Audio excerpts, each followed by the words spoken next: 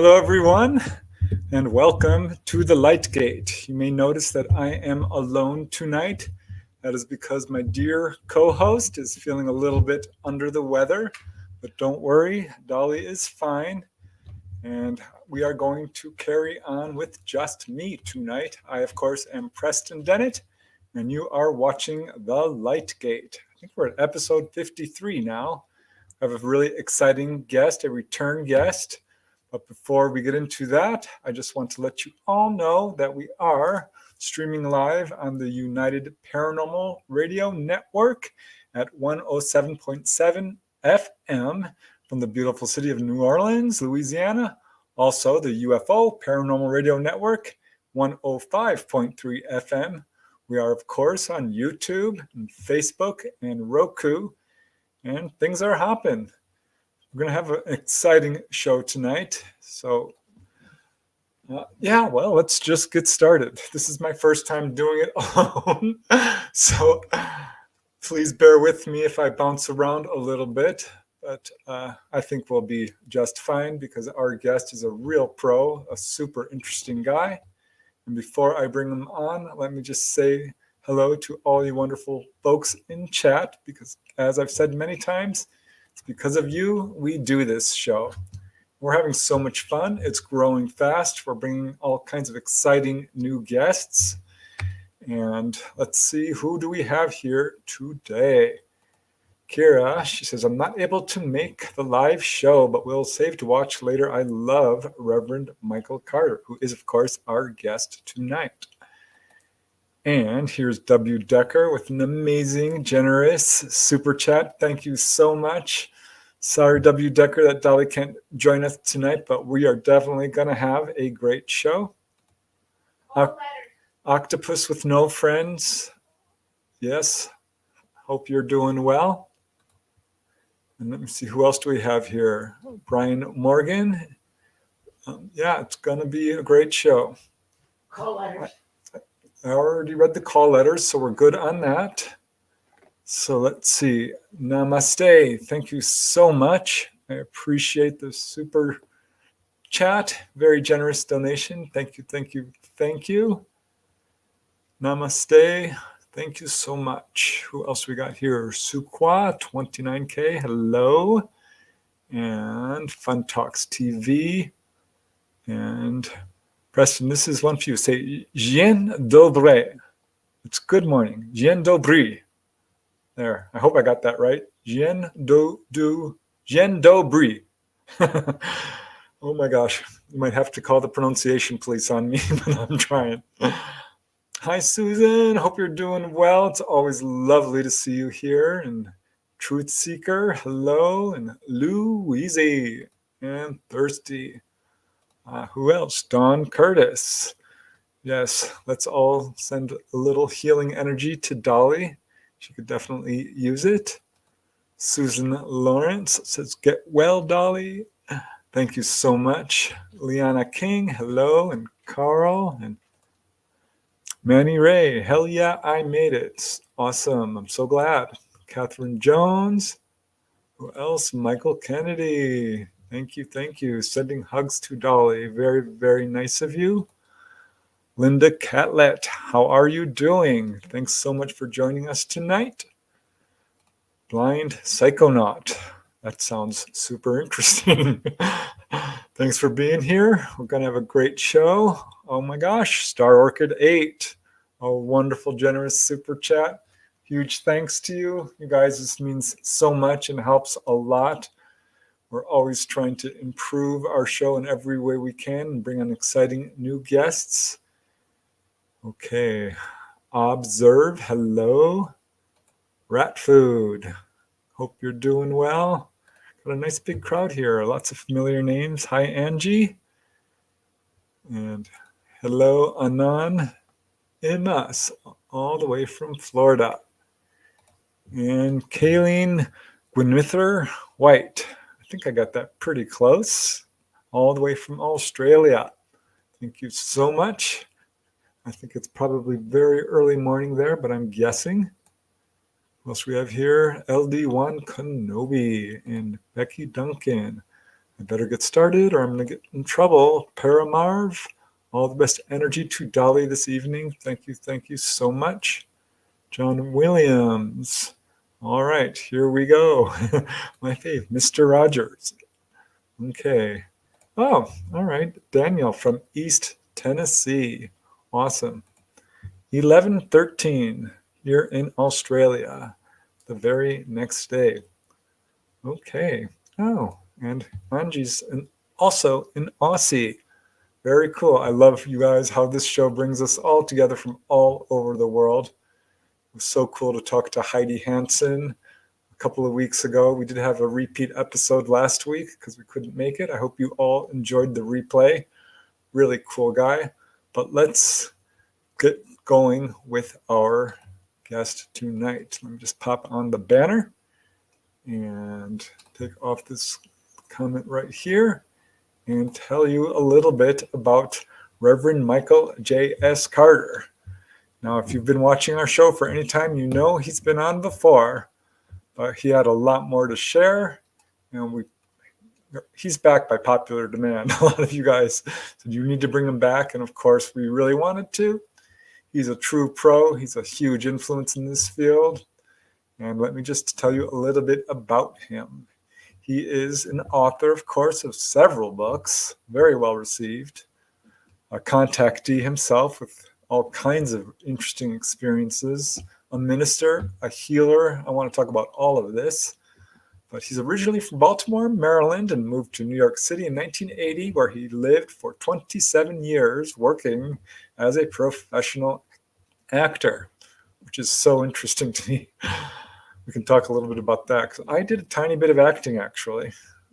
He moved to Asheville, North Carolina, became an ordained interfaith minister, receiving his BA degree in letters from the College of New Rochelle, where he graduated, no surprise here, cum laude. He received his master's in divinity degree from Union Theological Seminary in New York City of the class of 2000, and has served as a board-certified staff chaplain at various hospitals in New York and in North Carolina. What a wonderful service that is, very necessary. He served in various Unitarian Universalist congregations in New York and was trained as an anti-racism trainer and was recognized by President Clinton for his efforts. How cool is that? He's a longtime UFO contactee. In his book, Alien Scriptures, Extraterrestrials in the Holy Bible, was, in March of 2014, get this, #1 on Amazon's list of UFO-related books. That's a big deal. That's pretty much the #1 UFO book in the world. So that's awesome. Speaks a lot about our guest tonight.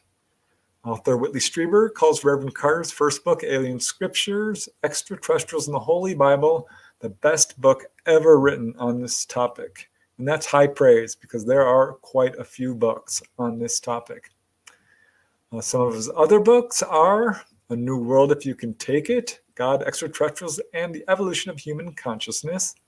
Also, God Consciousness, a 30-day meditation manual for God-centered thinking, and The Metaphysics of Spiritual Healing and the Power of Affirmative Prayer.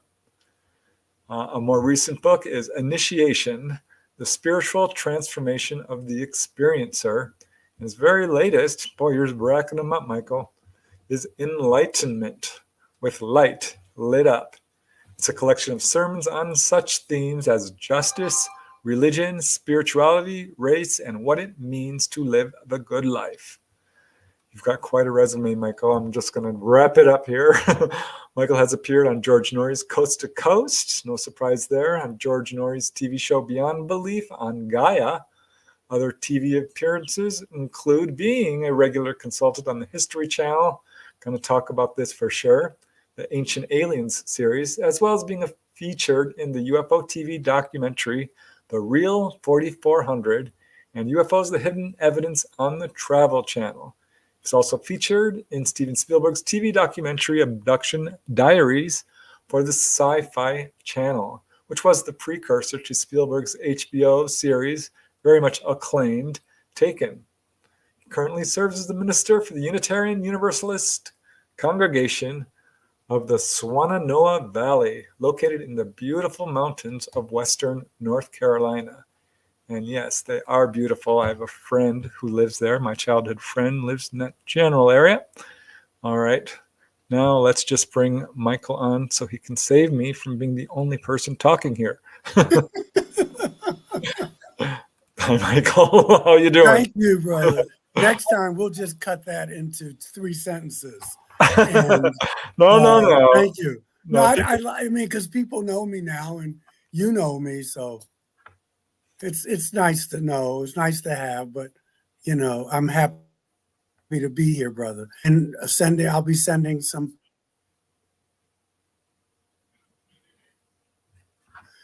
Uh-oh, you froze there for a second. Oh, I was saying I'll send some energy to Dolly when we're done. Oh, cool. Yeah. Yeah. Well, healing is a big part of the whole contact experience. So I was really delighted to hear that you do healing work. So many people do. I know Dolly's done it. I've had some healing sessions from a number of contactees. Yeah. I know it works. Yeah. And remember now, you wrote 2 books on healing, but the first person I called after I had my healing was you. That's right. Remember that? Yeah, you were still living on the West Coast. Yeah. I said, Preston will know how to handle this. So. Yeah, and we immediately became friends, so that's awesome. Yeah. And I did get to interview you also for Ray Hernandez's massive book. And you just recommended me for a TV thing, so many thanks. Hey, we got to get the word out. Yeah. For all of us. And that's one thing that I'm glad that you and I have, and Dolly, and because believe it, I know maybe people already know, but people who don't know, the field is quite competitive, and there are a lot of people who, I guess like in anything, they don't want to see other people do well. So, Preston refers me to stuff. I do that. We want to help each other because that's how you play it forward. And some people still don't get that. And so, people vying for attention and that kind of thing. And it's a blessing for me that I meet people like you and Dolly and other people that we're just about getting the word out. We're just about learning and trying to educate folks and getting educated in return. We're not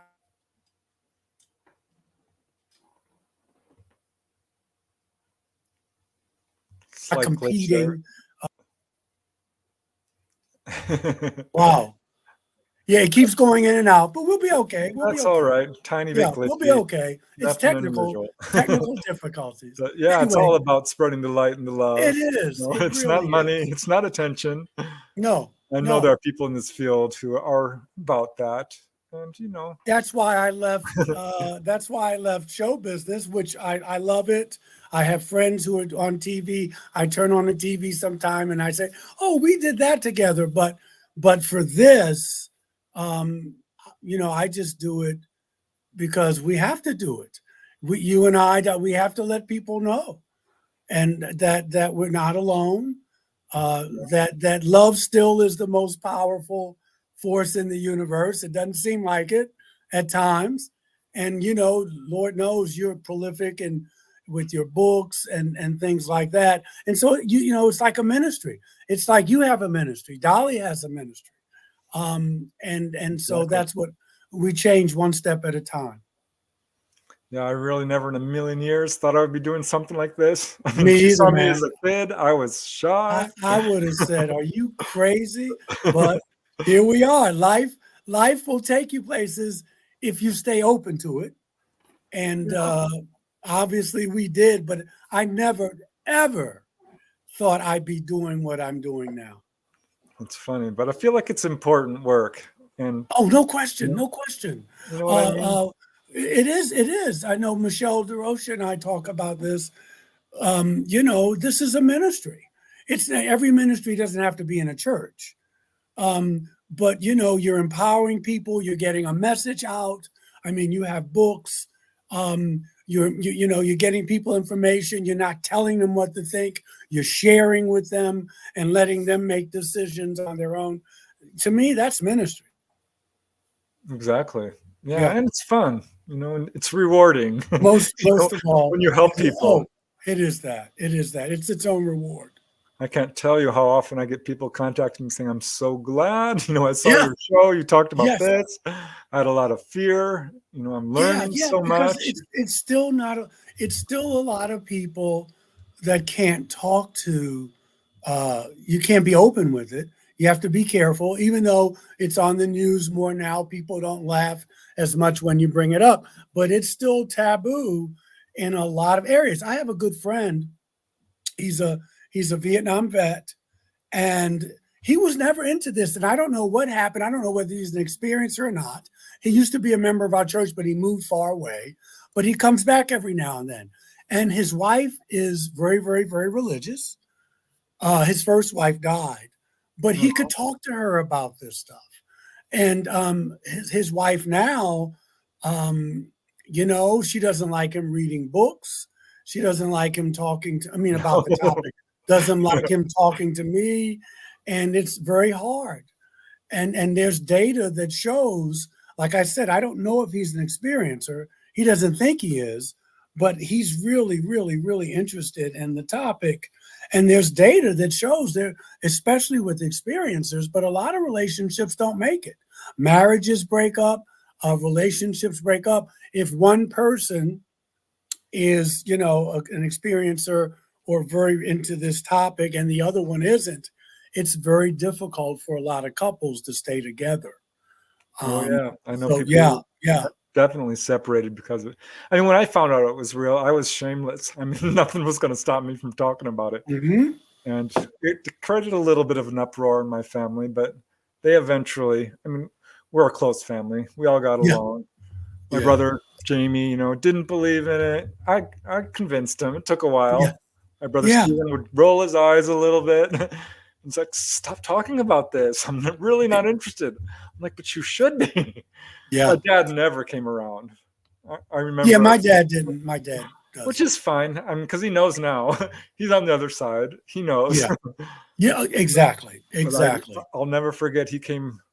He was so excited. He's like, cut out a newspaper article from me. He's like, "Look, the Roswell crash. It was a mogul balloon." I'm like, "Dad, no, it wasn't. Let me explain why." No. But he was absolute. He would refer me UFO witnesses. No. Like I told you, someone tried to get me fired from my church because of it. And luckily my board stuck up for me. But it was real touch and go. This was a person who gave a lot of money to the church. And this was about 8 years ago. Wow. And she said, one day I'm flicking through the channels in the middle of the night. And she said, I saw my minister talking about little green men. And she said, I'm not comfortable with that, and yada, yada, yada.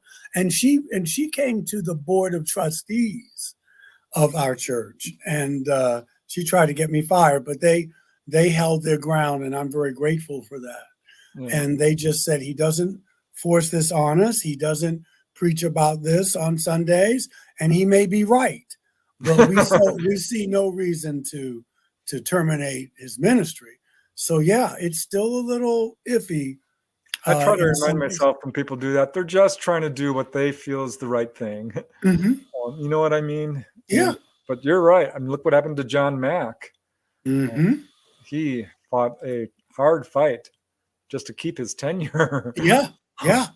Yeah. Luckily he had the resources to do that. I think about people who don't. And, and they, you can lose your whole livelihood. Oh yeah. You can, and that's why a lot of ministers, I think, and a lot of academics don't broach it. I think because, yes, there's always ego involved. And if you've made your living, let's say you're tenured and, you've made your living under one hypothesis or what have you, and then this new information comes in and blows all that out of the water, you're not going to be really anxious to get on board with that. But a lot of people don't go further because they could lose their livelihoods. Yeah. Scott Corder a doctor did lose his job. Leah Yeah. Haley, a contactee. Mm. He was an I accountant. remember Leah. She Remember? wrote some books a long time ago. And Yeah, what Mark Davenport. exactly. They got They were together. It was yeah. one of those UFO couples that come Are they together. still around? I don't know. I think Mark may have passed on. Now don't quote me on that, but I think he did. Yeah, and Leah's probably still around, I guess. I think so. She wrote "Lost Was the Key," Yes. a really good book about her own experiences. Hmm. where I she- remember. I think I even owned it at one time. I have it somewhere. Yeah. Shelves And behind Mark me. Davenport wrote about they were like these beings were coming from the future, and they were coming. I forget the title of it. Visitors from Time. Visitors from Time. Yes. I'm not sure he said they were from the future, but he was pointing out all the really interesting time aspects of it.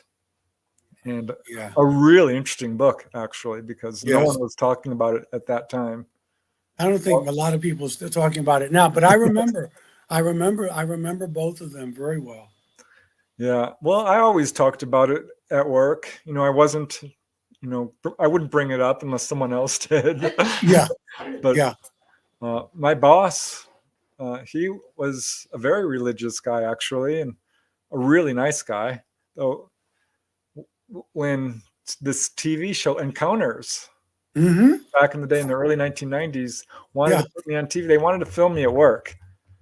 And I'm like, well, Wow. this is never going to happen because we had candid camera. They wanted to film there. And he's like, no, I'm not doing that. Yeah. And Yeah. other TV shows. And so I remember that show. That was a great show. I So- remember that show very well. I I used to watch it every week. It was a good show. Yeah, it was. But so I asked my boss, Jim, what do you think? Can I bring in, the TV crew into the office? Because I was just doing data entry, right? That was basically my job. I was pretty much beginning at that point and running this huge mail machine, which took skill, by the way. It was Yeah. an enormous mail machine. And he's like, well, I don't know. Let me talk to them. So I'm like, oh no, here we go. Because he's a very brash guy. And he talked to them and he comes back to me. He's like, yep, you can come and you're getting $100 or $200. He says, I'm not going to have you come in and not get paid for this. Yeah. That's lovely. Yeah, he was a nice guy. And it ended up, I've done a number of TV shows over the years. Hmm. I have to say that was one of the best because sometimes they do things that are not okay. Oh, Michael, I tell you what, I was once interviewed by a news show to talk about a UFO landing in Topanga Canyon. And so I took him to the spot, like a UFO landed right here. And the news guy's walking around and he finds this gopher hole. He's like, oh, is this a landing hole? I'm like, well, no, that's a gopher hole. And by then I'd had a little experience with the scrupulous TV folks who will steer the narrative and kind of quote you. Yeah. And he says, would you mind putting would you mind saying it's a landing trace? I'm like, no, it's not. It's a gopher hole. He says, well, just put your fist in the hole for me and we'll film it. So I'm not doing that. Yeah. And I'm so glad because I learned the hard way. Yeah, you have to be careful about that because your reputation is over, if you do that once or twice. And there are some people who are unscrupulous, and once that happens, I had a friend just ask me a couple of weeks ago about a project. I had never heard of it, and she said, I'm reluctant to do it because I just get a funny vibe about how they're going to present it, and you have to trust that because you're the one that millions of people are going to see. So you have to pick and choose. Always distressing when I see that because I remember, and I won't name the show, but they were talking about the Jeff Greenhaw case, which I don't know if you know this case, but it's a police officer who was called to a UFO sighting. The UFO was gone, so he's driving around looking for it and sees a metallic figure running down the highway, pulls out his Polaroid camera, takes 3-4 pictures. Some of the best pictures out there. I think it's a valid picture of an actual ET. Mm-hmm. He suffered for it. I mean, he was threatened. He lost his job. We were just talking about that. Yeah. His wife left him. They bombed his mailbox, and he was basically driven out of town. But they were featuring this episode on a television program, and they're like, and here's the photos. It wasn't the photos. It was not the photos at all.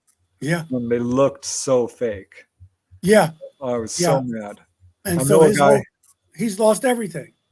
Yep. Yep. And I know a guy who won't. I asked him to go on TV. I was like, I'm not doing it. They treated me so bad. Mm-hmm. And I know that there's a number of people like that. But overall, I mean, we've both been on Ancient Aliens. Yeah. And I want to talk about that because my experience with them was actually really good. Yeah, mine has been also. It has been, and that's, that's the beauty of it, for me, it's just that, it's a different medium, it's different. You speak in, at conferences and, you can move around, you can walk up and down the stage, you can do whatever you want. And, in TV, you just got, this is it. Don't move too much. Can you move back a little? You just stay there. Yeah. It's just the difference in the mediums. But yeah, Ancient Aliens has been on for, oh my God, how many years now? It's opened people up. I know a lot of people complain about it, and okay, it's not for everybody, but they've got the topic. Yeah, but they got the topic out there that people take it seriously now. And what are they on? Season 20, 21, 22? They've been on for quite a while. And I enjoy it. I don't do it as much as I used to. I used to do it maybe like every 3 or 4 months. Now I may do, like I did something about a month and a half ago. We did 2 episodes. I don't even know if they've aired yet. But it's always a pleasure to go out there, and they do treat you well, and they take the topic seriously. So I can't complain. Yeah. I mean, I was on one TV show. They said, okay, we need you to drive like 50 miles. I'm like, fine, not a problem. Exactly. Got there and sat in the chair, and they're like, well, you have a line in your shirt. I'm like, well, this is actually a brand new shirt. Had to take it off, get it ironed, sat down. They argued for an hour about where I should sit. And by the time they got me there, like the light had changed. So I had to move again. Yeah. Yeah. TV's a whole different, it's a whole different medium. It was funny. It's different. But you reach so many people. I mean, if you go to a conference, which I love to do, you may get a few hundred people in there. But TV, you're just reaching millions. Exactly. And so it's a great medium that way. When it's used to teach, you really can't beat it. Well, that's why I almost always say yes, because I think it's a wonderful opportunity. It is. But I have to tell you, that show, they're like, well, here, we don't have lunch, but here's a bag of peanuts and a can of water. I'm like, really, you're paying me peanuts? Yeah. And I actually wrote back to them because I'm like, this is a 50-mile drive. I don't suppose you can afford gas money. I'm like, we didn't give you gas money? Oh my gosh, we're so sorry. Give us the mileage. Did you get lunch? Any lunch? I'm like, well, yeah, I had to go out for lunch. The peanuts weren't going to cut it. Yeah. And they paid for that too. So you got to ask, I guess, sometimes. Yeah. Yeah. Yeah. It's very cool. And I have to say. Yeah. But Ancient Aliens, they treat you better than that. Oh yeah, the History Channel. But sometimes these little independent films, they're just shooting it on a budget, and so yeah, which I totally get. Yeah. Well, it's interesting that we're bringing it up because I know a lot of people, they think that if you're on Ancient Aliens, you must be rich, or you're getting paid. It's the stars of the shows are the ones who get the salaries, Yeah. I mean, there are people I know who go to conferences who get thousands upon thousands upon thousands. I never, I'll average a couple of, maybe 100, 200. I will say MUFON Central paid me, I think it was like $1,000. It's blown away. Yeah, that's great. And you deserve that. Yeah, they treated me really well. Ancient Aliens did give me a little per diem for food. Yes. And, did pay for the flight and the hotel and my gas mileage. They made it worth it. Yeah, they do. They do. They gave me a big list of questions, like study up on all of this, which I appreciated. Yes. But one of these Woo. days, I just want to talk about, healings or Yeah, schoolyard UFOs or something that's not been covered so many times. I know, I know, I So. know, I know. Believe me. All right. Well, we're getting some cool questions in here. But first, let me just give a shout out to some of these super chats. Thank you, Star Orchid, if I didn't already thank you, and Terry and W. Decker. Oh my gosh, you guys are so unbelievably generous. Love is the key. Thank you so much. And Heidi Hansen. Wow, I just cannot even wrap my mind around how unbelievably generous you are. Thank you for your goodwill and just Wow, from true Denmark, from generosity. Denmark. Wow. Yes. And Raul Melendez, thank you very much. Yes, all is well. And Rick Schatz. Okay. Thank you, Rick. So we may as well pop up a few questions here Yeah. because I see some and I'm not going to have a whole lot of opportunities because it's hard to talk to you and look at the chat too.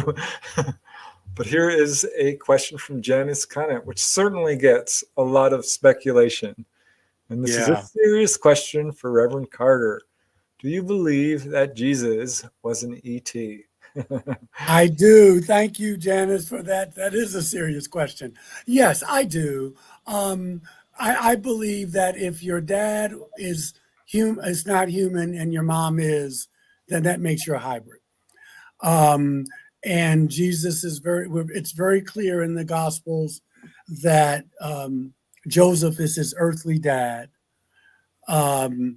If you read some of Billy Meyer's material, the Talmud of Jemanuel, it even goes so far as to say that Gabriel is Jesus's dad. Now, whether you believe that or not, or I believe that or not, one could debate that. But clearly, his mom is human and his father isn't. And it sure does explain a lot of the miracles.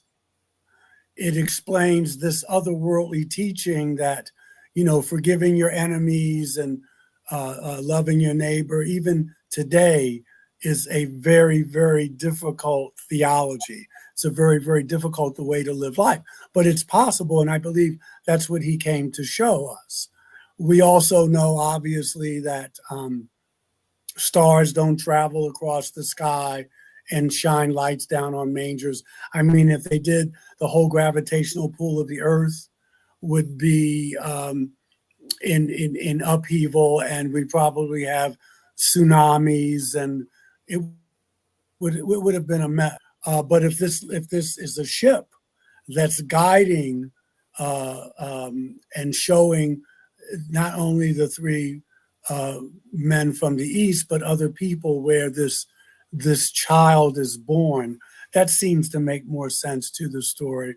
So I would, and if he wasn't a hybrid, in answer to your question, I believe he was. He at least is spending a lot of time with off-world visitors if you read the Gospels closely. Yeah, I mean, certainly are some interesting details there that we see in modern day accounts from levitating Exactly. and healing. And what I find super interesting is because there's a lot of attention being paid to early Renaissance and medieval paintings, Yes. which present UFOs. And in almost every single one of them, it's really a painting of Jesus or Mary. And I mean, there's one where a light is coming right down on. Oh yeah, there's a couple of them. There's a book.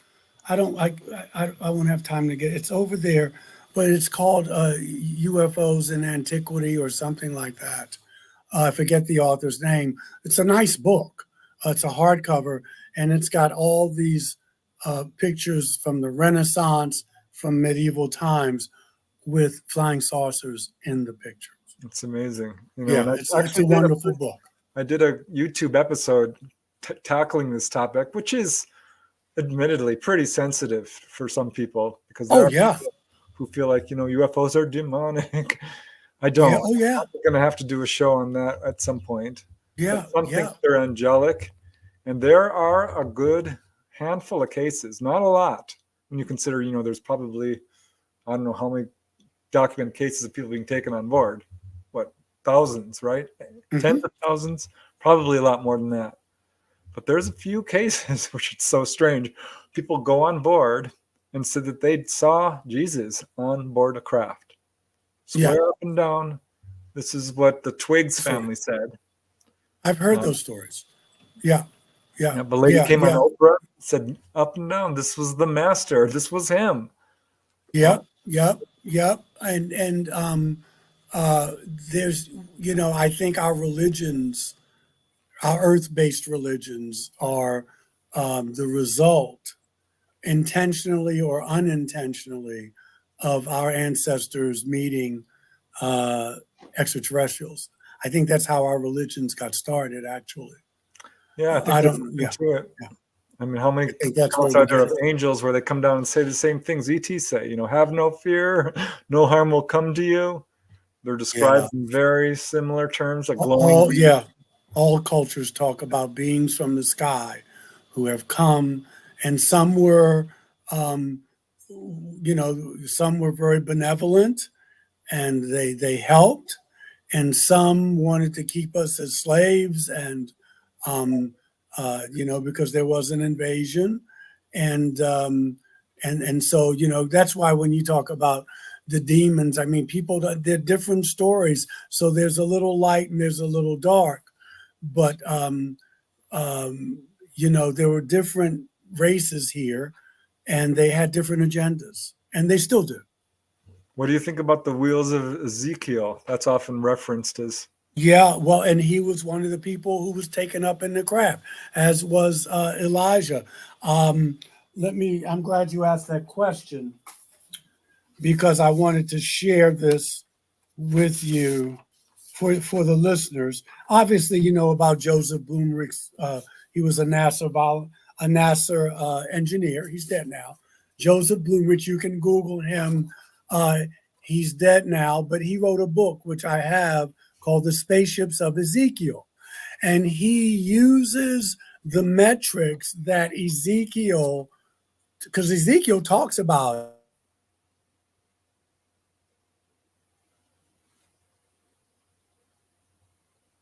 it in the book. And I just wanted you to know this. You know, Ezekiel saw this in Mesopotamia, which is today ancient Iraq. He tells us what it looked like. He tells us what it was made of, how the wheels were. He describes the lights.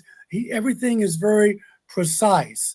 And so in 1974, NASA got a patent on the wheels that Ezekiel said he saw. It was granted in 1974 by to Joseph Blumrich. It's called the omnidirectional wheel. And the other thing about this is that NASA has a patent on it. The patent number is US 3789947A. It was obtained February 5th, 1974. Isn't that something? And it's because of the wheels that Ezekiel described, and a NASA engineer took down everything he said, because it's right there in the Bible, and he came up with that, and NASA has a patent on it. Amazing. Yeah, yeah. So that there's proof right there that Ezekiel saw a ship. Yeah, and it's all through the Bible. I mean, yeah. Ezekiel, the other one Elijah. Is he from the Book of Enoch? The Book of Enoch, which was taken out of the Bible. If you look at Jesus leaves and comes back on a cloud, where he leaves and he's supposed to come back on a cloud. You see it in Exodus story, the pillar of cloud by day, the pillar of fire by night. These are all craft.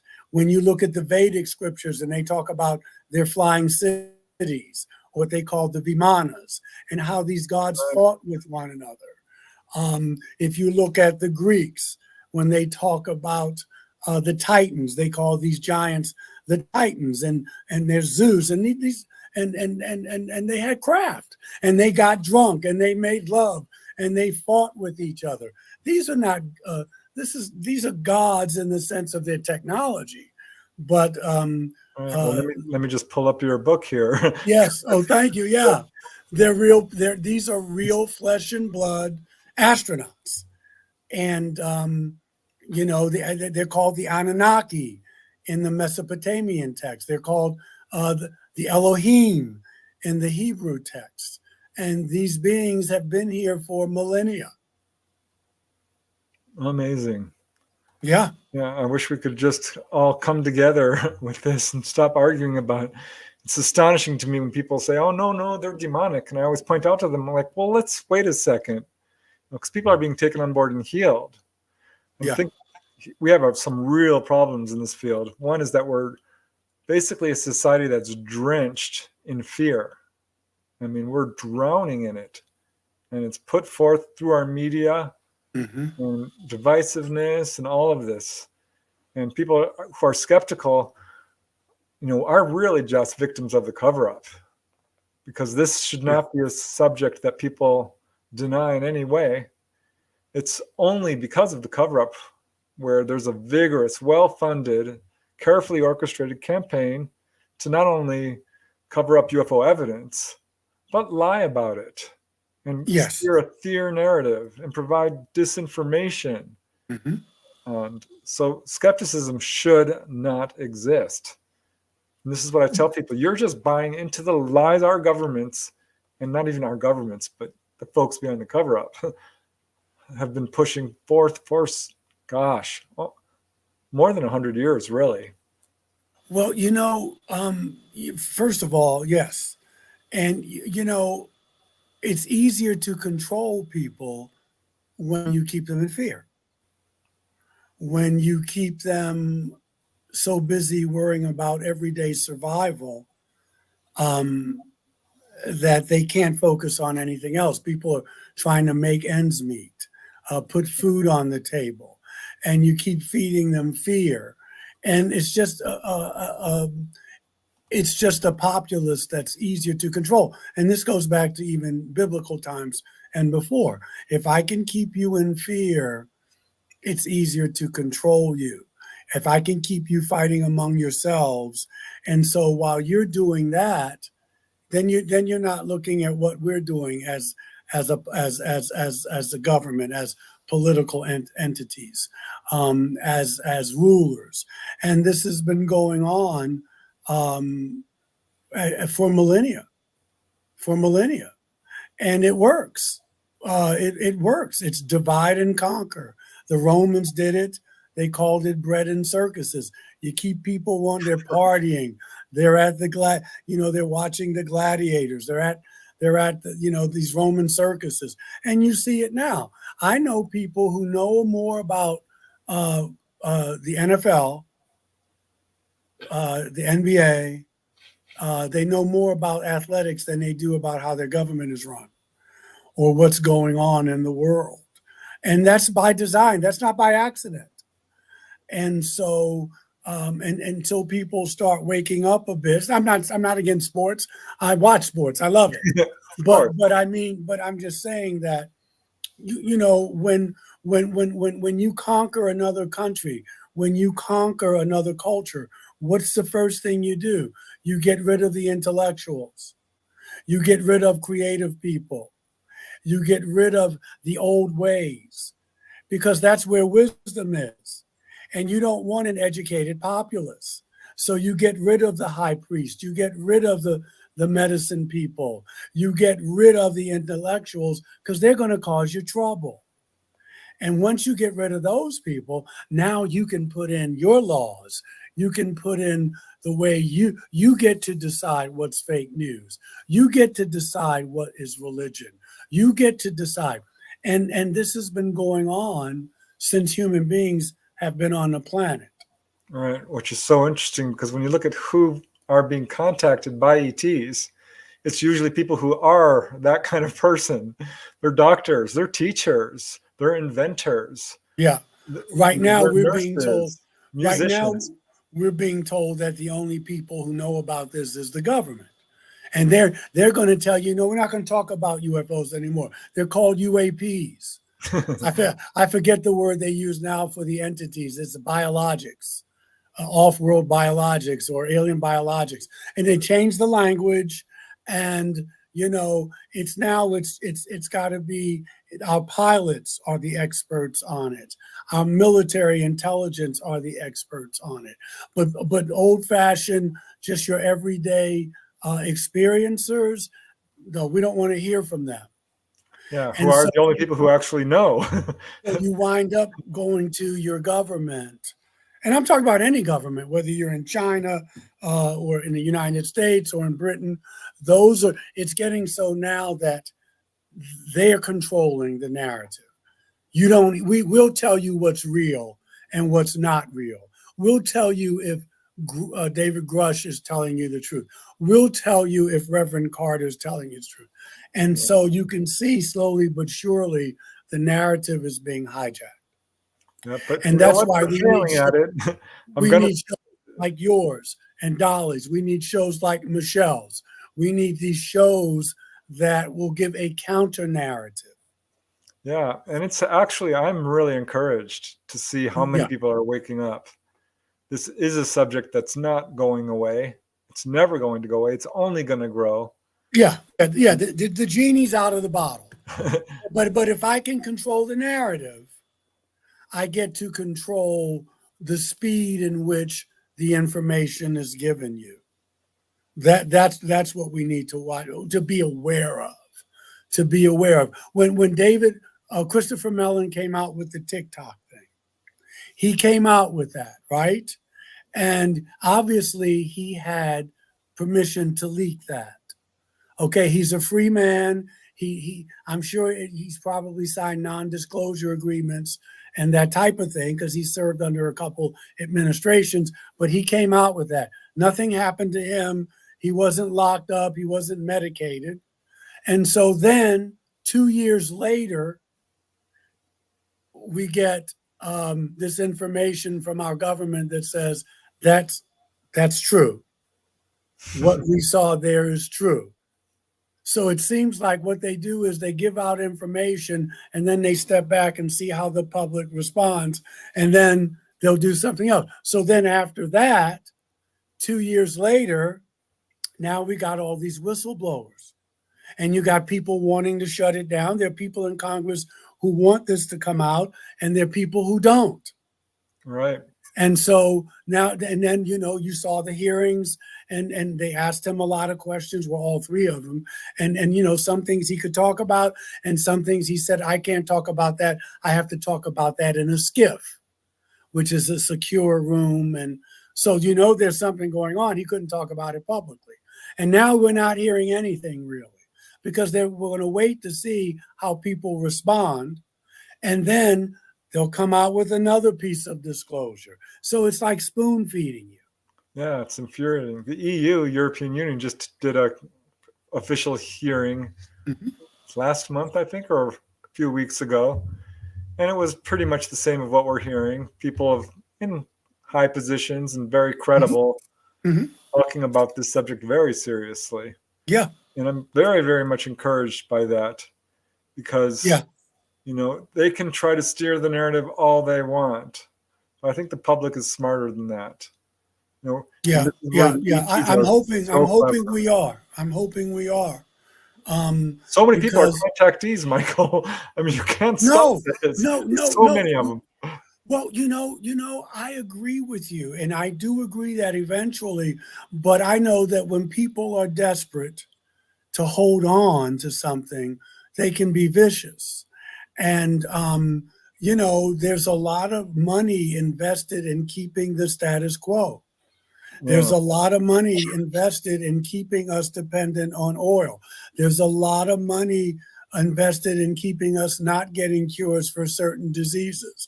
There's a lot of money invested in us staying where we are. And otherwise, presidents would just come out and say they can't. Hayam Mashed, who was the back on December 8, 2020, for 28 years, he was the Brigadier General for security for Israel, space security. And he came out on December 8th, 2020. You can Google it. You can look it up. This is in the public We got some high level people coming out. Yeah. Yeah, and he said that there's bases. He said the United States and Israel and other countries have been in contact with extraterrestrials for 70 plus years. So if you do the math, that takes you back to Truman and Eisenhower. That's number one. Number two, he said that we do, and he's not locked up. He's still walking free. He's retired. Number two, he said that we have bases on the moon and Mars. Number three is he said that not only are there politicians who don't want disclosure, that there are even some extraterrestrials who don't want disclosure yet, saying that we're not ready yet. I've heard this. I think that's one of the main things that has prevented more open official contact is that we ourselves are killing each other. We're not electing leaders who have our best interests in mind. We're creating a lot of our own problems. We really are. Yeah. Let's look at Roswell for an instance. It's an old case. Everyone's heard everything about Roswell, but we just had a guest, Don Schmidt, on the show. Yeah, I've heard of Mr. Schmidt. Yeah, good guy, amazing researcher, and it was a real eye-opening show because he's still working on this case. He's still interviewing people. And there are people out there who are still afraid to talk, who have an enormous amount of information. They tried so hard to cover that incident up. Remember Representative Schiff from New Mexico? Yeah. Couldn't get any information on it. He was stonewalled from day one to the day he died suddenly of an aggressive form of cancer, which I wondered about. I don't know that there's anything nefarious going on there, but that sort of thing does happen. And this is... we're still dealing with Roswell being covered up. It's ridiculous. Yeah. Because we know that's real. You only have to take a quick look. There's over 100 books on that case. Yes. Oh, yeah. Yeah. Yeah. But do you see the lengths people will go? We can't prove that this brother was murdered, but the thing is, we know that that's always a possibility. And so this is how far people will go. You look at James Forrestal, okay, right. Who wanted to come clean about what was going on. He commits suicide. And those are extreme cases, but we know a lot of people lost their lives behind these events. And so it just goes to show you how people who benefit from the status quo want to keep it that way. Why? Because there's so much money to be made. When this exotic technology gets privatized to Lockheed Martin, to Raytheon, to these other private contractors, they can distribute it on the timeline that they want to because they make more money from it. And it makes disclosure that much more difficult. And that's by design. Well, I want to talk about how we can overcome this, and maybe talk a little bit about this book, because I think this is an important one. This is your recent book. So thank you. Think a little bit about that while I read because we have to take our top of the hour mini break and just let everyone know that you are watching The Light Gate. I'm your host, Preston Dennett. Our lovely co-host, Dolly Safran, will be back next week, I'm sure. She is not feeling well. Our guest tonight, of course, is Reverend Michael J. Carter. We've been talking about all kinds of different subjects, everything from cover-ups and healing to ETs in the Bible and throughout ancient history and ancient Renaissance paintings. And we've been talking about all these different things going on television and what a challenge that is. But I do want to let you all know that we are streaming live on 107.7 FM radio from the beautiful city of New Orleans in Louisiana, and also 105.3. It's the United Paranormal Radio Network and the UFO Paranormal Radio Network, 105.3 FM. We're also on Roku, which is very cool, YouTube and Facebook. And the show is growing fast thanks to all of you. So thank you all for joining us tonight. We're having a blast. And yes, put in your questions in caps. So, because I am alone tonight trying to pull out these comments. You're doing great. You're doing great, Preston. You're doing great. But yeah, if you have any questions, please do put them in because we love questions. And yeah, Michael, I'm interested in this book, Enlightenment. And I love the cover. I love the way you put lightened up. Yes. That's very clever. Yeah. And enlightenment is when a wave realizes it is part of the ocean. Yeah. Beautiful. Yeah. Thank you. Well, my publisher is a very creative person, and he did this book. And it's a little story behind it, but the story is mostly about my laziness, Preston. And it's about how I can put myself in a box. I don't want you to put me in a box. I just want to put myself in a box. What had happened was, when I wrote the first book, it was my master's thesis. And so I did that, and then I wrote another book about a new world if you can take it. And now this is what people were enjoying, but I said to myself, you know what? I don't want to be known as the UFO minister. So I wrote a book. It was a meditation manual, God Consciousness. And, but people buy it, but they really like the other two books. So then I wrote another book on prayer and healing because I said, I don't want to be known as the UFO minister. But the thing is, why not? I mean, until some other ministers come out and start talking about it. So years go by, and to make a long story short, when you hear something more than twice or three times, people said, why don't you write a book of sermons? And I kept saying, no, nobody wants to hear that. They want to hear the UFO stuff. So there I go, putting myself in a box. And I heard this for about 3 years. And finally, this guy said, Michael, I'd help you put it together. I'm a professional editor. So the universe is saying, Michael, you're lazy. We've set it up for you because I didn't have an editor for the other ones. You could probably tell there was some editing stuff that could have been better. But the guy was right there in my church. He was reasonable. And, it took me about 2 months, and I came up. I picked out the sermons. I got all of this stuff together, and it came out in December. But it just was a little story of me saying, oh, I don't want to do this. I don't want to do that. And the universe was pushing me. I mean, I could have said no, but the guy was right there. I said, I don't have a publisher. There's a professional publisher who sits in front of you when you're in the pulpit every Sunday. So what other excuse do you have, Michael? But it's not UFO related in the sense we're not talking about sightings or anything like that. But I'm a philosopher at heart. And the things that make me tick are philosophy, what is justice? How can we be fair? At least try to be to people. Religion, social justice. These are the topics that are in the book. And I put them together. There's several sections with sermons in each section.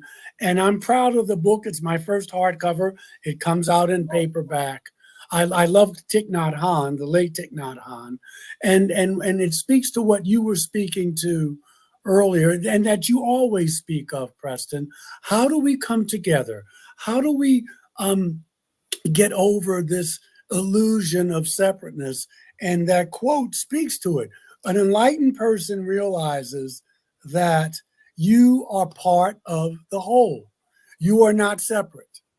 That what you do to me affects you, affects the planet.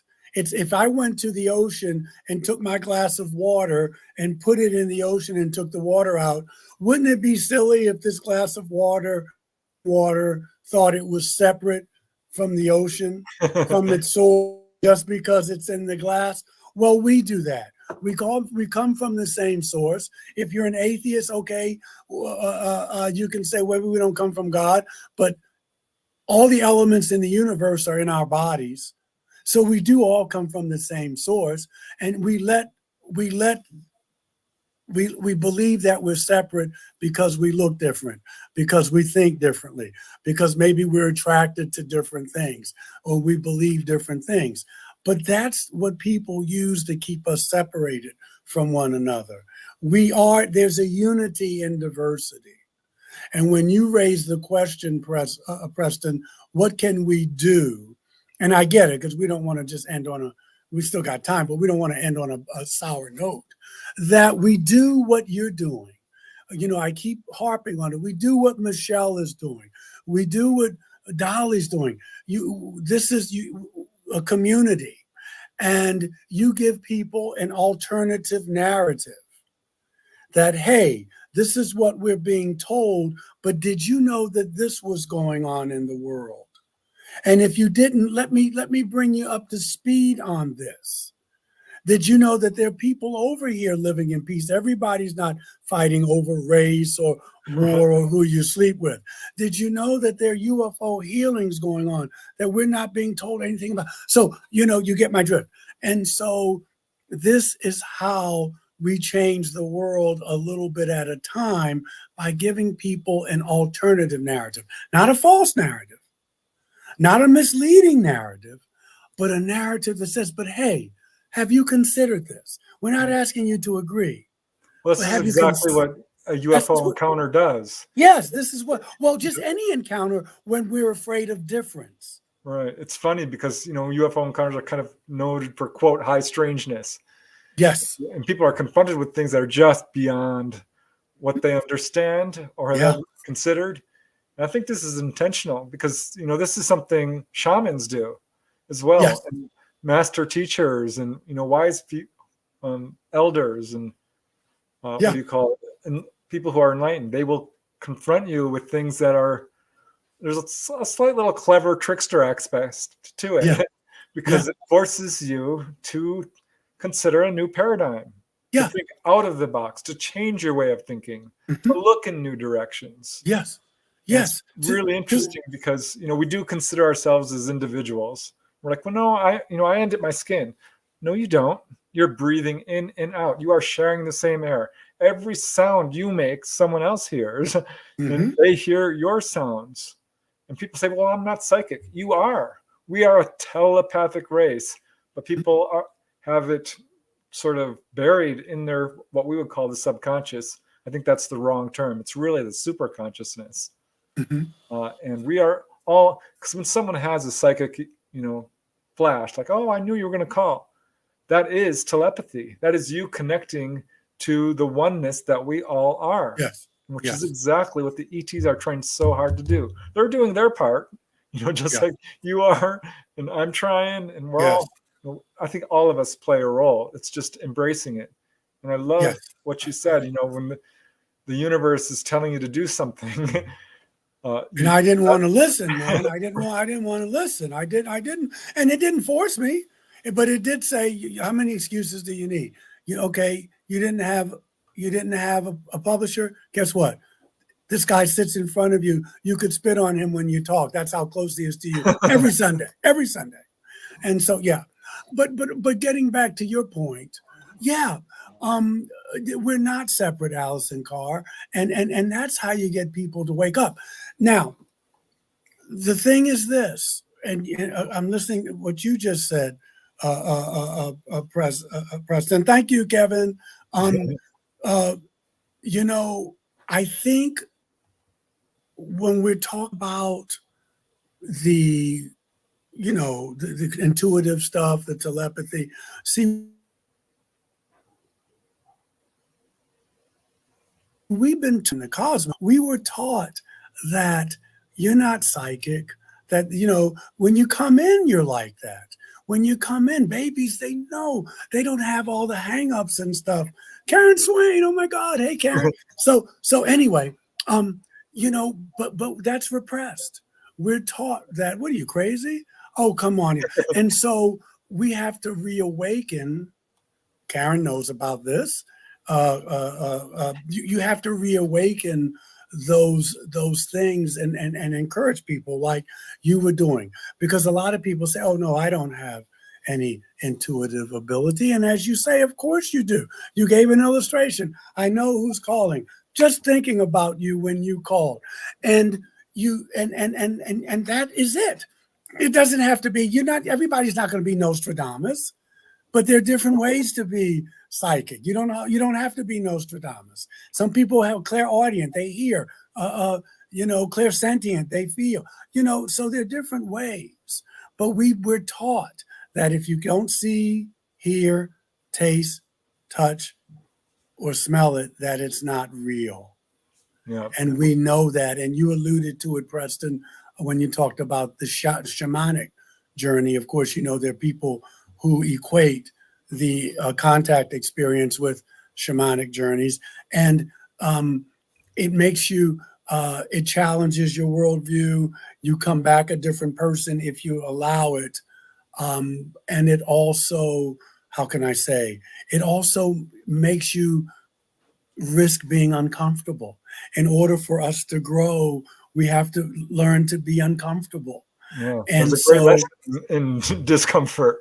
yeah, yeah, you have to be. I was reading something the other day. Someone said that they wrote everything you ever wanted in life is on the other side of fear. And so you have to risk being uncomfortable, whether it's with the color of someone's skin, whether it's with their sexuality, whether they believe in ETs and the other person's a fundamentalist, Christian, Muslim, Jew, whatever. You have to be able to navigate those waters and not be afraid of difference. This is what Star Trek is all about. Yeah, I love differences. I think it's so interesting. Yeah. Can you imagine if we were all the same? That would be that would, but there are people who want us to be that way, and there are people who want us to be that way. You're right. It would be boring, but it's even on our money, right? What's it? E pluribus, whatever. Anyway, out of the one, the many. Right. Out of the one, the many.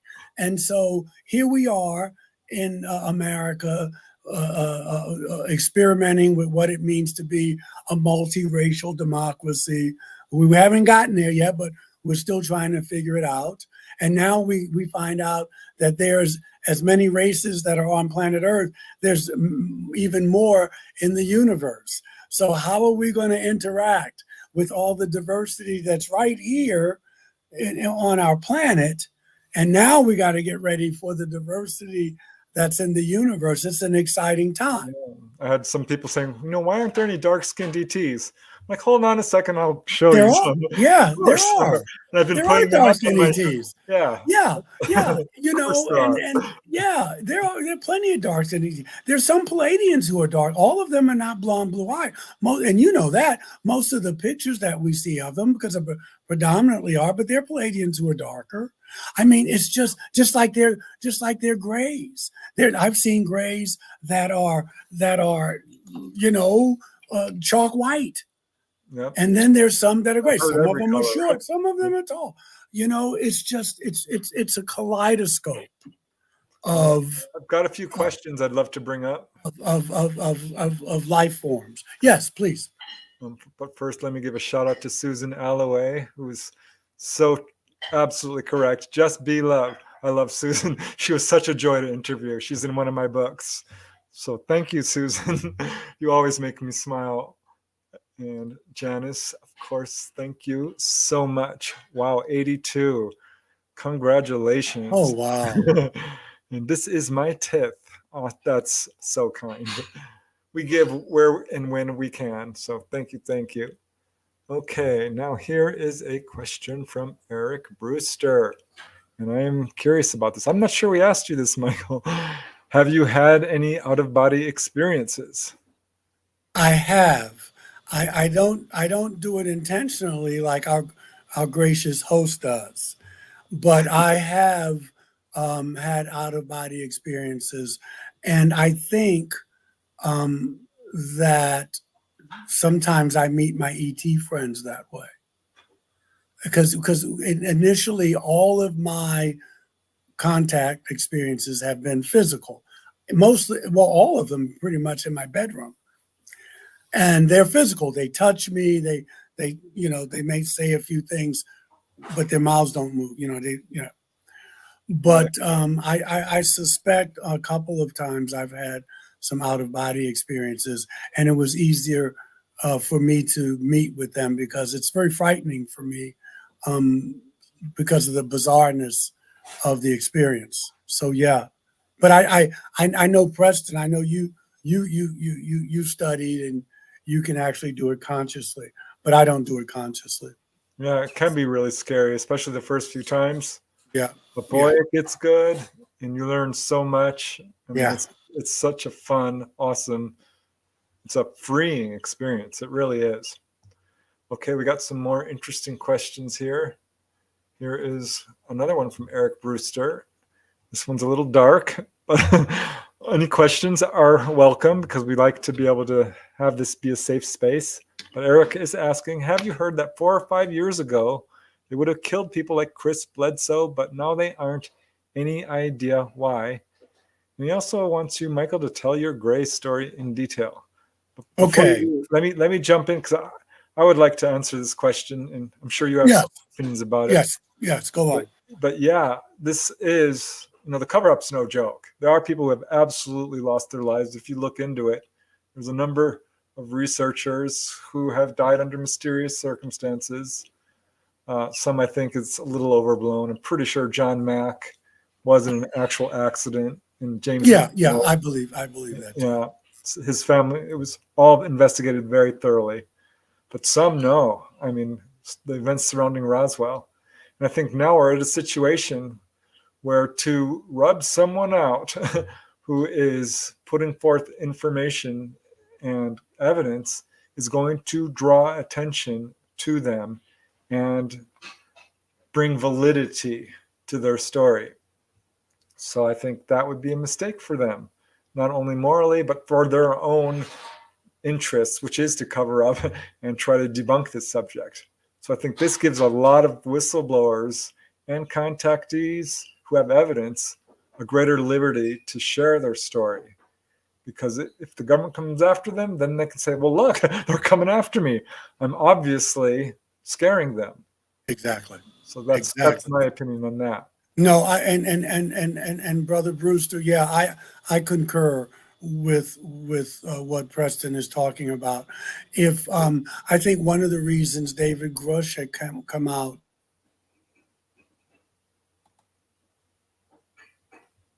and he was on the lectures, been doing a lot of interviews, is because the more public he is, it's probably a little safer for him and his family. And so if something were to happen to either him or his family, it would just prove a point. The other thing I want to say, and I didn't try to do the OBEs consciously. The other thing I wanted to say though was this. This has always gone on, not in the same level, the same way, but all through history. The church was involved in a lot of this.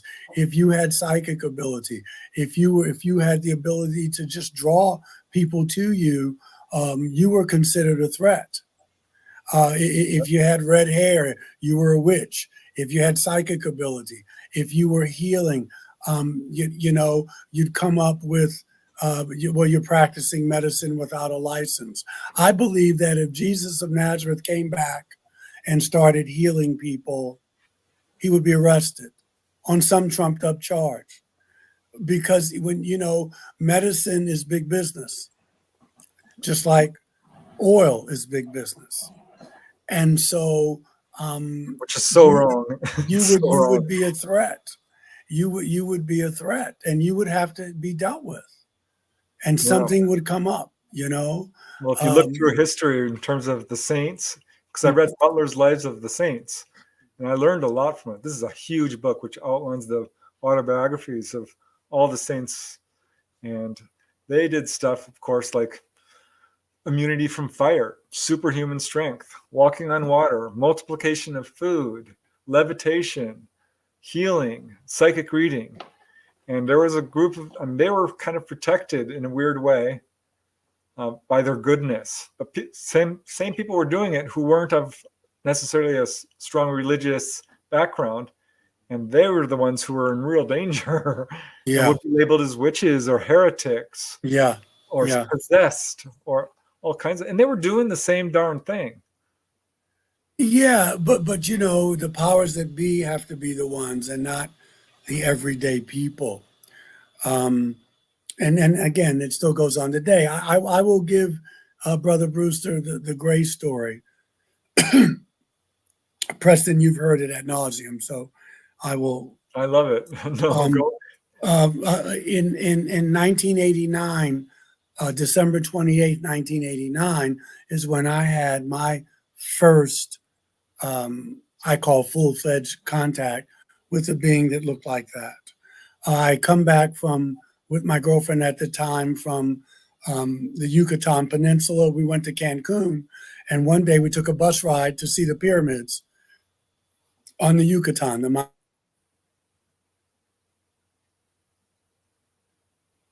Mayan pyramids. At that time, I was moving away from Orthodox Christianity.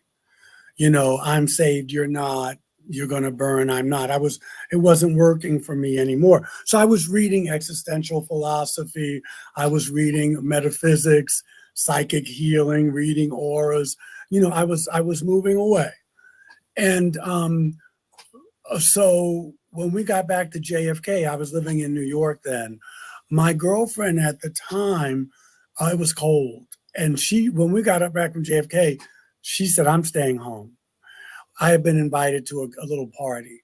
So I wanted to go just to show off. My hair had turned a sandy brown. I didn't have the dreadlocks like I have now. My hair was much shorter, but I was like copper colored, and it was coming back. I was coming back from 87 degrees. I wanted to gloat in front of my friends who were freezing their you-know-what's off in New York. So we went there, no alcoholic beverages. I'm a deviled egg freak. If anything, I probably had too many of those. So then I went home, and that night, changed clothes, Sandy's asleep, she's asleep, and I say to her good night, and I don't even remember the time of morning that it was. But I don't know whether I had to get up and use the bathroom, but I turned around, and this person was there. This person was there. Now, I had an artist make this for me. I'm saying he. It could have been a she. It could have been an it. It could have been an AI. But they had on like a jumpsuit, like NASCAR, and it looked like aluminum foil. It was shiny. And this person was no more, I don't want to break him, was no more than 4 feet tall. No more. At the edge of the bed. My girlfriend did not wake up. I thought my heart was going to come out of my chest. And out around this individual was a blue light, like a cobalt blue. And around that was a big white light. I mean, my room was lit up like Times Square. This is on the Upper West Side of Manhattan now. This is not in some mountainous or rural area like Betty and Barney Hill. This was in Manhattan. That can happen anywhere, you know. Yeah. And I thought I was going to die. My heart was beating so. Why do you suppose you had such a strong fear reaction? Because someone obviously walked through the walls of my room. Yeah, well, I mean, they didn't come through the door. They looked like that. Very bizarre. I'd never seen that. I wasn't into UFOs or extraterrestrials at the time. And I think the natural thing was fear, the natural emotion for me. So I pulled the covers up over my head, and I remember going into the fetal position. And I remember the temperature change. All of a sudden, I'm in my bedroom in December with the heat on, cold New York day between Christmas and New Year's, December 28th, and I felt like I was outside. Hmm. And I heard this whoosh, whoosh, like the wind was blowing. And my mind is trying to make sense of everything that was happening to me.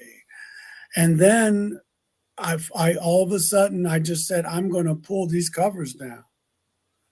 And when I did, I was in my room. No one was there. No one was there.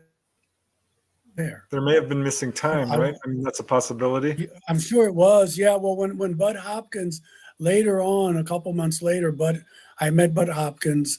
We were at a conference together on Long Island. He regressed me. Right after this, the late Gene Mundy had regressed me. And when it came up that I was on a table, that I was taken outside of my room, and that these beings were examining me. But I didn't know that at the time. That was later with the regressions. Sandy woke up, and my book Initiation, it was interesting, Preston, because when I wrote the book and I sent her a copy and I tell all the story, and she said, I remember that night.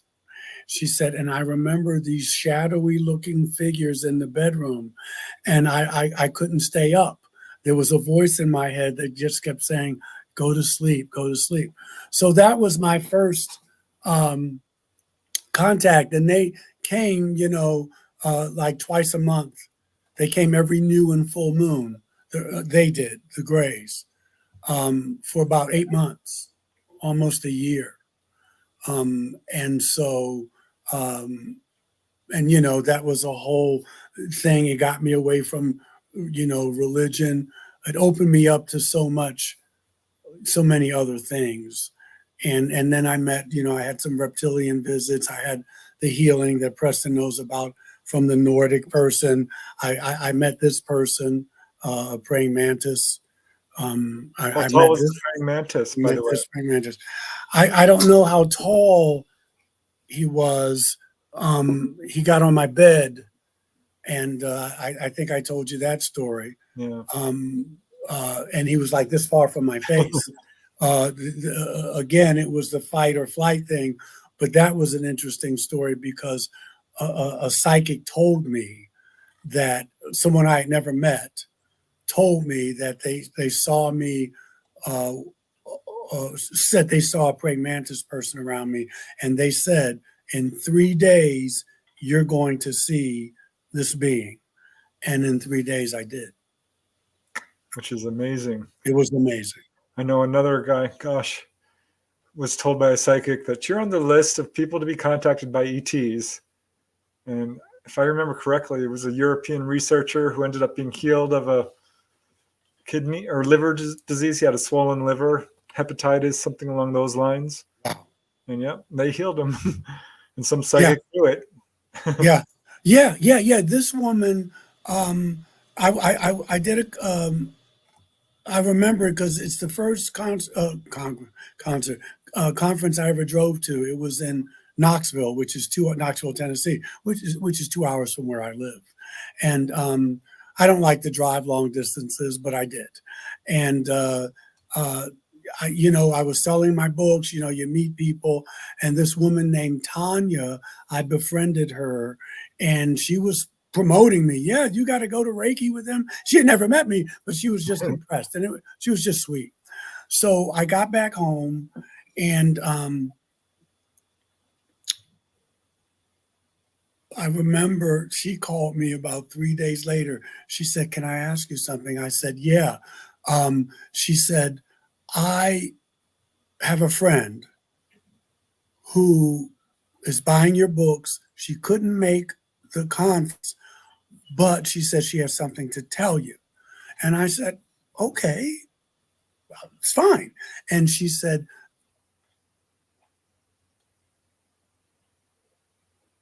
can she have your number? Or she's right here with me. Do you want to speak to her? So I said, yeah, let me speak to her. And she said, Michael, she said, Reverend Carter, you don't know me. I heard good things, and I'm going to get your books and the whole thing. She said, but I got to tell you this. You don't know me, but I see a praying mantis being around you. Have you ever seen a praying mantis being before? I said, no, I never have. And she said, but, well, you're going to see one in 3 days. And she said, I said, who are you? What do you do? She says, I'm a psychic, but I'm also a lawyer. And I was like, boy, that's using your right and left hemispheres of your brain. And I didn't ask her what type of jurisprudence she practiced, and she said, I'm telling you it's going to happen. So I said, okay, fine. I mean, Preston, what am I supposed to say? So that first night, the next night, I'm at my house. I lived in an apartment then. And I was walking from room to room, and it just felt weird. But I said, Michael, stop it. Okay. The second night, I noticed that when I would go to get a glass of orange juice, or if I went in a room to watch TV, or if I went to read or write in my journal, I started getting chills. And it was just weird. Now, when my brother, my brother was murdered back in 1995. So someone robbed him and killed him. And my brother was a heavy smoker. So, after he had died, sometimes I'd be home and I smell cigarette smoke. And I would know that's my brother. I would talk to him. Kev, I know you're here. I hope you're okay. We would just talk. I would talk. So it wasn't him, because I didn't smell cigarette smoke. I just said, this is auto-suggestion. Michael, just stop it. Just relax. The third night, even when I came home from work, my hair would stand on end in my apartment. And when I was going to sleep, I already had problems sleeping, which I think is more post-traumatic stress from, thank you, Rick Schultz.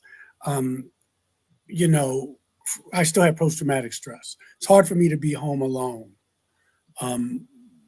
here. I sleep with I close the blinds, and that's not going to stop them from coming. And I don't really want to stop them from coming. It's just that, your system gets overloaded. It's fight or flight. So anyway, I said, okay, I'm going to meditate. I need to calm down. And I laid down. I didn't want to get up and sit in the lotus position. So I laid down, and, I was lying like this, and I felt someone get on the bed.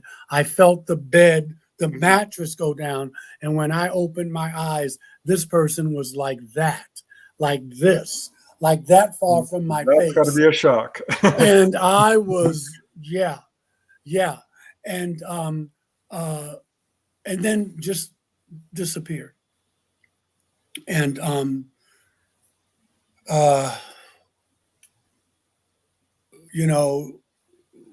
it was very bizarre. I can see just the way you're talking about it, how it affects you. Yeah, it's a big deal. And I was, I called. No, Tanya called me, I think. Anyway, I said, tell your friend, thank you, and that she was right. It happened in 3 days, and I never heard from her or them again. Well, all right. I got some really good questions here and we've only got about 20 minutes left, so I'm hoping we can cover some of these. Let me see here. This is from Blind Psychonaut. Reverend Michael, what do you think about Moses with the 10 Commandments and the burning bush? It's interesting. Billy Meyer wrote the Decalogues, which is almost a same sort of thing. Yeah. And he got those from the Palladians. I think Moses talked to Yahweh, and that Yahweh was an extraterrestrial. He's certainly not God. The interesting thing about the 10 Commandments is that even without the UFO spin, those 10 commandments weren't for everybody. They were for the Jewish tribe. They were for the Hebrew tribe that Yahweh was in charge of. Yahweh was jealous. He was a warrior God. He did not want them worshiping other gods, and there were other gods there. Asherah, Chemosh, Baal. He said, I don't even want any images of them. I don't want you worshiping them. You know, you weren't supposed to murder your Hebrew neighbor. You weren't supposed to sleep with your Hebrew neighbor's wife. It wasn't for everybody, because if it was, Yahweh wouldn't have told them to go into the land of Canaan and kill the men, women, and children. The 10 Commandments were never meant to be a guidepost for humanity. They were for Yahweh's tribe. And so obviously I think the burning bush was Moses trying to describe, there may have been a craft there or a bush there, and the light from the craft maybe made it look like the bush was burning, but it wasn't being consumed. But remember, they're trying to, like Ezekiel, they're trying to describe in their language the technology that they saw. But clearly, Yahweh is an astronaut, and he's got a lot of issues, but he's a warrior, and he had to take land. If you go to Deuteronomy 32 and read that, you have to, and get a good translation. Don't use the King James Bible. It's the worst Bible in the world. It's beautiful prose, but it makes them all sound like they're doing Hamlet. You know, it's all Shakespearean. It's King James. If you can get a Greek, Hebrew study Bible, an Aramaic Bible, but if you go to Deuteronomy 32, and remember, everywhere you see the angel, you put extraterrestrial. And when you see the Lord, you put Elohim. Elohim is God's plural. You will see that Yahweh was given that land. And when you get the land, you get the people on it. And he got that little strip of land that we call now the Middle East. But they didn't have land. That's why they're going into all these lands and fighting and conquering. Right. And they're fighting other Jewish people. They're part of the same lineage. They're the Moabites, the Amorites. Some of them are giant, but they're fighting other people with the same lineage, but they're taking the land. There was an invasion. We need to stop fighting, just plain and simple. Yeah, but it was an invasion because the gods were fighting among themselves. You see it in the Greek pantheon. They're fighting. When you look at, again, the Vedic scriptures, they're fighting each other, and human beings are caught in that crossfire. So we were invaded. When you look at the Cherokee, where they talk about they're coming from the star people, the sky people. When you look at the Mayans and the Popol Vuh, all these places, all these geographical places were carved up by these beings. By these beings, we were invaded.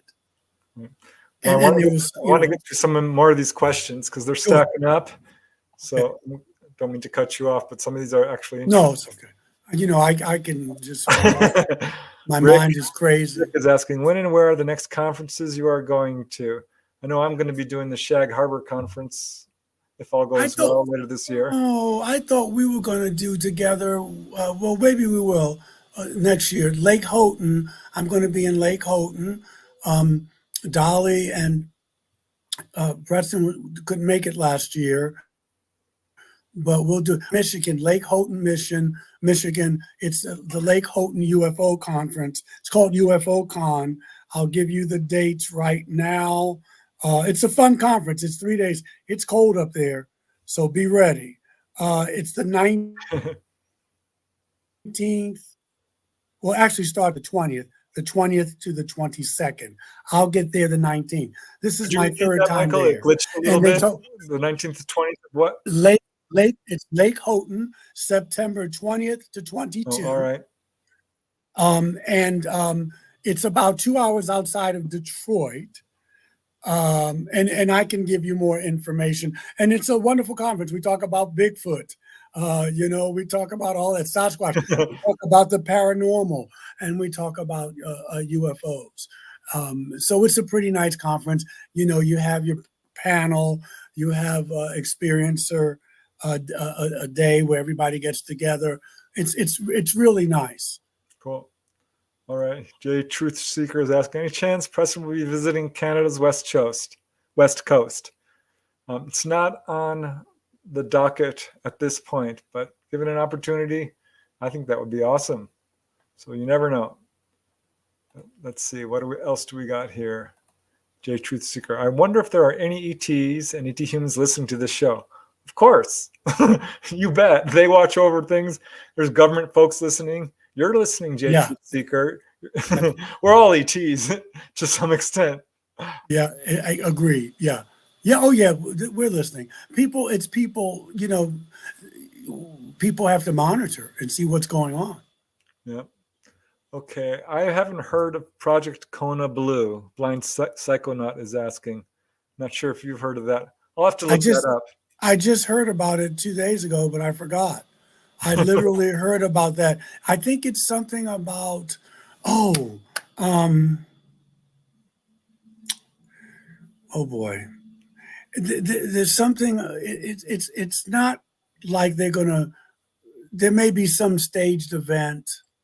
But you know what, I'm not even going to go there. But you know what? I just heard it on News Nation. So yes.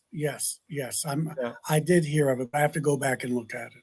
Well, we do regular Q&As, so that's something we can line up. Yeah. All right. Deleted Truths is asking and saying, scientists say we live in a holographic universe.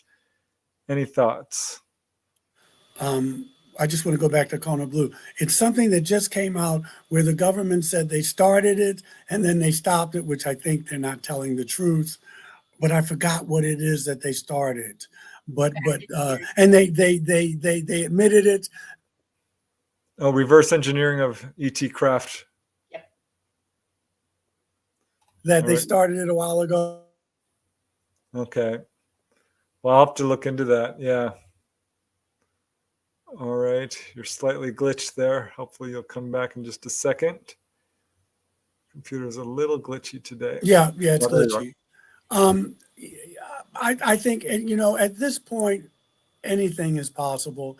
If you ever saw the movie The Matrix, people said that wasn't a movie, that was a documentary. The Hindu religion brings up this, not in holographic, they don't use those words, but they're talking about what is real. Are we living in a simulated hologram? That's controlled by AI or what have you. I think that is possible.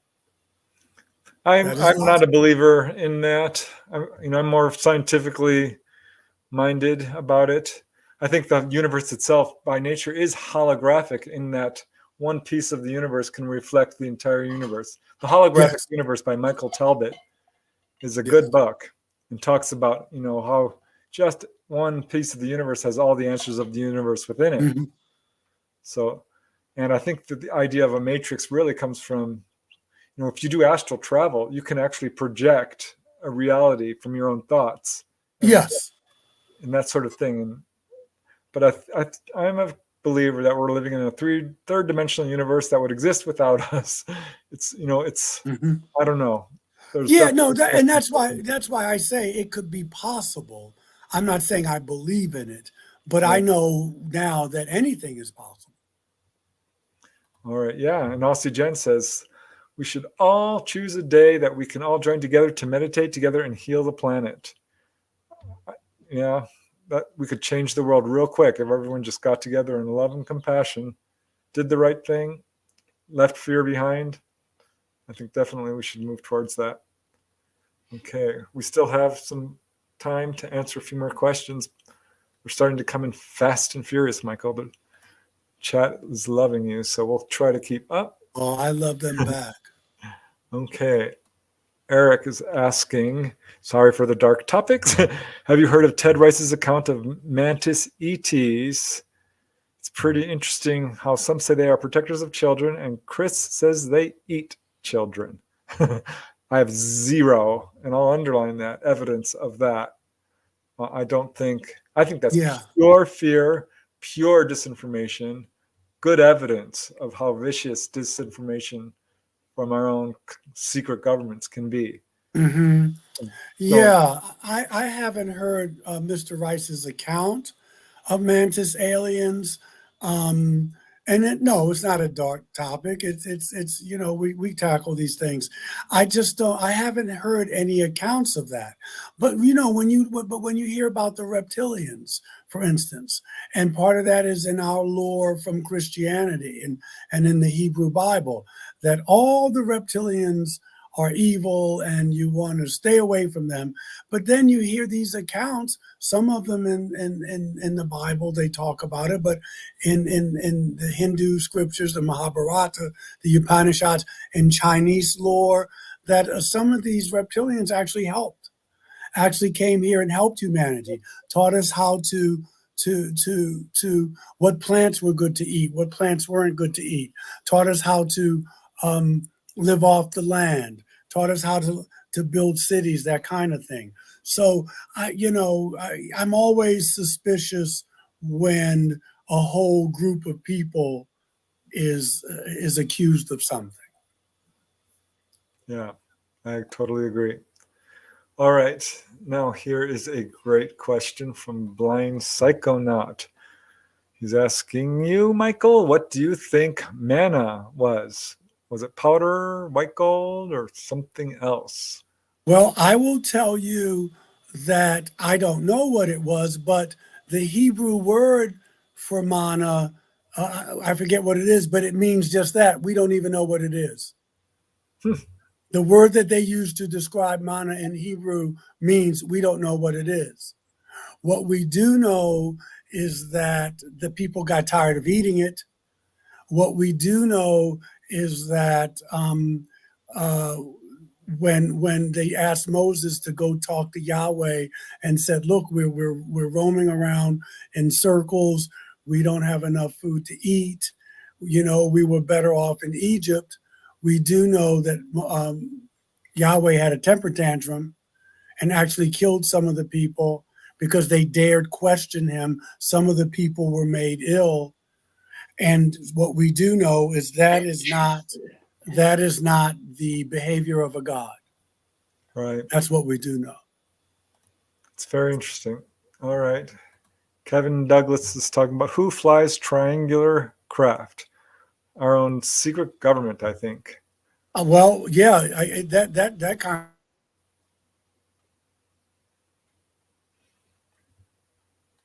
of question is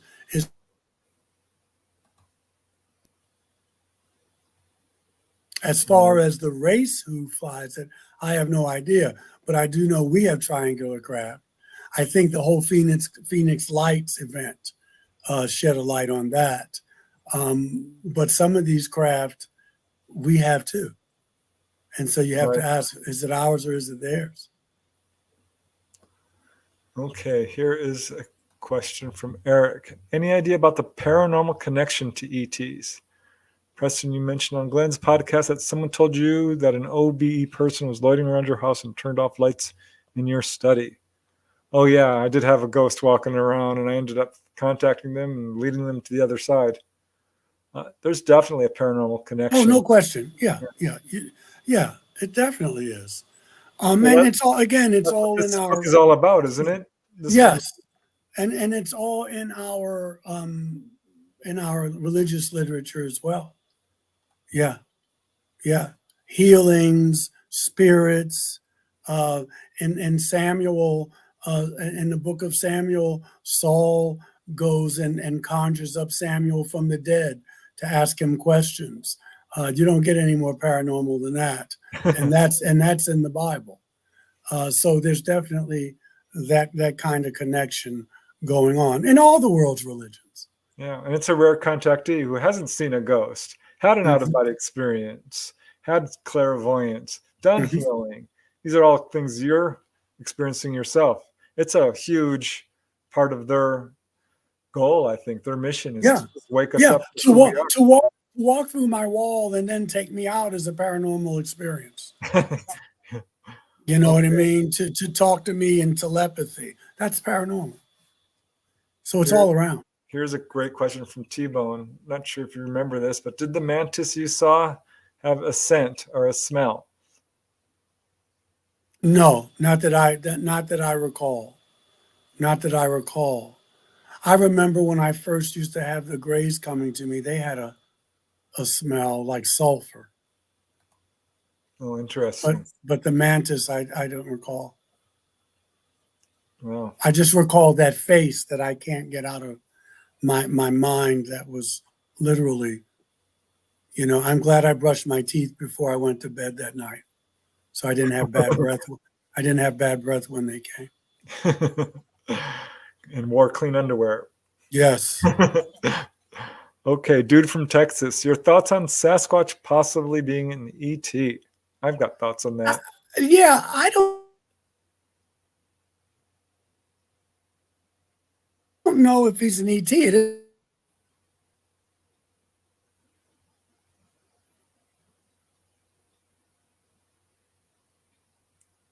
Slight glitch there. Sorry, guys. Back when, and he's still around, or she's still around, that they may have created. That may have been us pre-human. Yeah. Just my thoughts. I think they've been around for a very long time, and I think honestly they're contactees like us. And this is why sometimes you have these cases come together. But definitely definitely connected with extraterrestrial life. No question. No, I want to bring this up. We've got still 5 minutes, and then this will be the last of the questions, but because the demonic folks say, oh, well, you know, they sometimes smell like sulfur, and this is connected to bad ghosts. I'm like, well, you know, sulfur is a natural odor for one thing.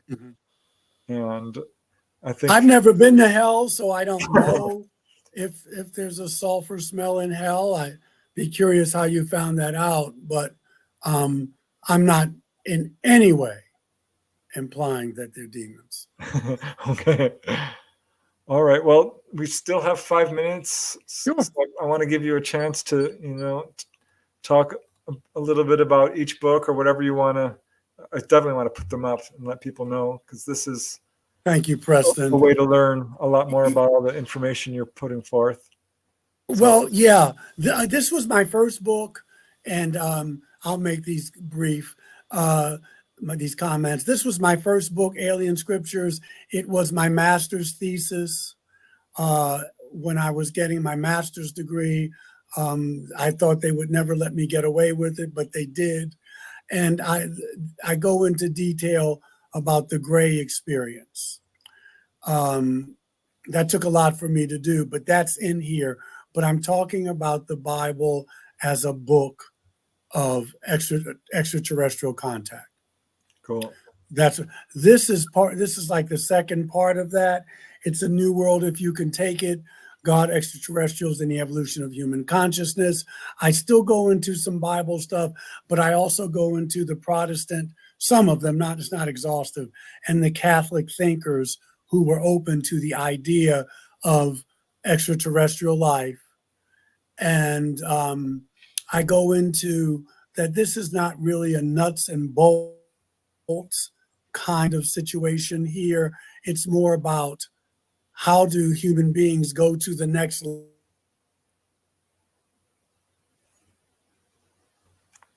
Right. Very cool. All right. This is when I did not want to be known as the UFO minister. So I do Reiki and energy healing. And so I wanted to write a book about that, the metaphysics of spiritual healing and affirmative prayer. What I mean by affirmative prayer is, instead of going, dear God, please give me this, dear universe, please give me that, affirmative prayer is saying, what I need, my needs are already met. So I'm giving thanks before. And God consciousness, I should have put God in quotes. I'm not talking about a big person up in the sky, a big man up in the sky. I draw on humanistic, religious, spiritual lessons. You get one lesson every day, and you meditate on that every day. This is my latest book, which we went over, Enlightenment. It's a collection of sermons. And then this one. All right. Oh, initiation. Yes, this is the handbook. If you are an experiencer, this is a handbook for you. If you have a loved one who is, or if you think you are, that's the book for you. It gives you clues of whether you've been visited or not, among other things. Very cool. All right. Well, anything else you want to add? We have a link to your stuff in the show notes, but yep, we've got 1 minute left. So okay, I'll say this: you can go on Amazon and get those. I want to thank you all for your thoughtful questions. I hope we can do this again. Thank you, Heidi Hansen. And listen, don't let people take away your joy. Love still wins the day. Preston will do it again. I'm wishing you blessings. Dolly, get well soon. All right, guys. Well, that's our show tonight. I want to thank you all for watching. Thank everyone for the super chats. Super kind of you, Terry and W. Decker and Star Orchid and Namaste and Heidi Hansen and Raul. You guys are just unbelievably generous. You warm my heart. And yeah, we're going to have you back, Michael, because you're such an awesome guest. Thank you, Allison Carter. Yeah, I'd love to come back. And I don't want Dolly to miss out next time. So yeah, thanks so much for coming on the show. And we'll definitely do it again. But I just want to let you all know that you have been watching The Light Gate. I'm your host, Preston Dennett. My lovely co-host, Dolly Safran, will be back next week. Our guest tonight has been Reverend Michael JS Carter, author of some really wonderful books and doing great, great work in the field. And thank you all for your wonderful comments. I appreciate it very much. We've been streaming live on United Paranormal Radio Network at 107.7 and UFO Paranormal Radio Network at 105.3 from the beautiful city of New Orleans in Louisiana, also on Roku and YouTube and Facebook. So thanks, guys. Yeah, and thank you, especially Michael, and we will definitely do this again. Okay, brother. All right. Thank you, everybody. Boy, you got a sweetheart of a Bye for now, guys. Gotta end the stream or I'll get in trouble. Bye.